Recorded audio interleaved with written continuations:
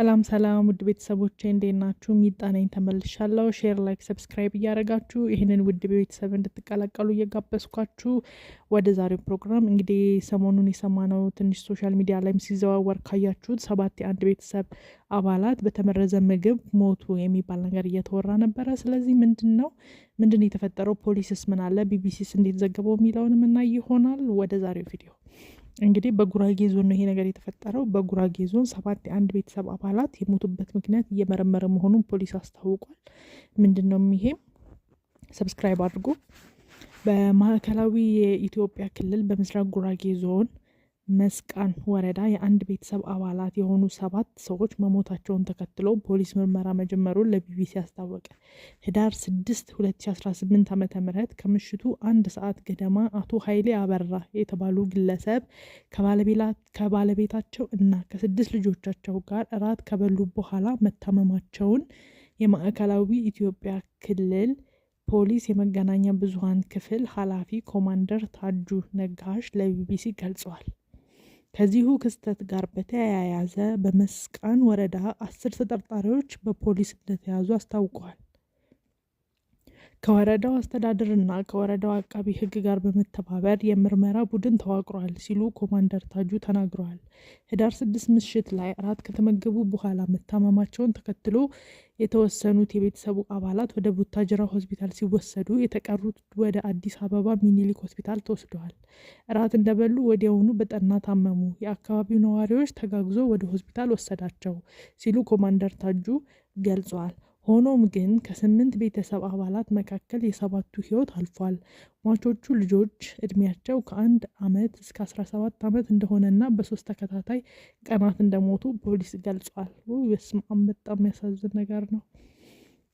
የህልፈታቸውን ምክንያት መርዛማ ነገር መመገባቸው እንደሆነ እንደሚጠረጠር አክሏል። የልጆቹ አባት የ46 ዓመቱ አቶ ኃይሌ አበራ ህዳር 10 እንደሞቱ ገልጿል። አባትየውና 6 ልጆቻቸው ሞተዋል።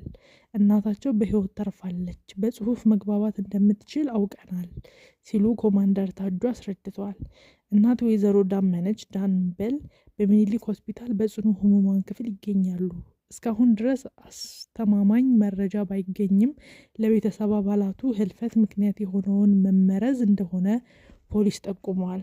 የልጆቹ እናት በህይወት ከተረፉ በምን ምክንያት መመረዙ እንደተከሰተ ለማወቅ እንደሚረዳ ፖሊስ አስታውቋል። እናትየው በህይወት ከተረፈች የተሻለ መረጃ እናገኛለን ብለን እናምናለን ሲሉ ኮማንደር ታጁ ለቢቢሲ ተናግረዋል። በአዲስ አበባ ሚኒሊክ ሆስፒታል የተደረገው ምርመራ ውጤት የተጠበቀ ነው። ምንድነው የተመገቡት? በምን ምግብ ነው የተመረዙት? የሚለውን በተመለከተ ሆስፒታሉ የምርመራውን ውጤት ለፖሊስ ሲያጋራ የሚታወቅ ይሆናል ሲሉም አክለዋል። ፖሊስ የቤተሰቡን አባላቱን ህልፈት አሳዛኝ ሲል ገልጾታል ይላል ይሄንን ቢቢሲ ያወጣው ዜና።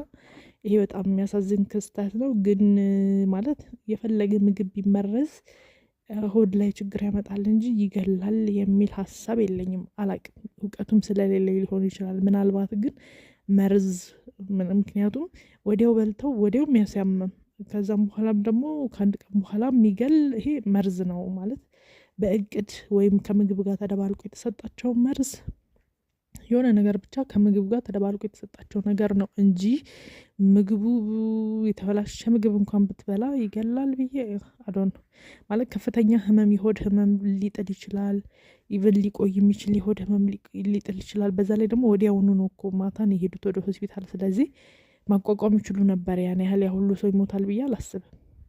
የሆነ መርዝ ሜቢ ከምግቡ ጋር የተደባለቀ መርዝ ተሰጥቷቸዋል ባይ ነኝ፣ እንደኔ አስተያየት ማለት ነው። እና ፖሊስ በደንብ ቢያጣራና የመረዛቸውን ሰው ቢይዘው ባይ ነኝ። ምክንያቱም ሲቀጥል አሁን ሴትዮዋም የዳነችውም በጽሁፍ መግባባት እንደምትችል ተናግራለች። ያን ያህል አንደበቷን መዝጋት የሚችል የምግብ መመረዝ የለም፣ መርዝ ነው በትክክል የተሰጣቸው። ስለዚህ እንግዲህ የመረዛቸውን ሰውም ሆነ ብቻ አካል ብያዝ ጥሩ ነው። የዛሬው ቪዲዮ ይሄንን ይመስል ነበር። አመሰግናለሁ። ወዳችኋለሁ። ባይ። ሰብስክራይብ አድርጉ።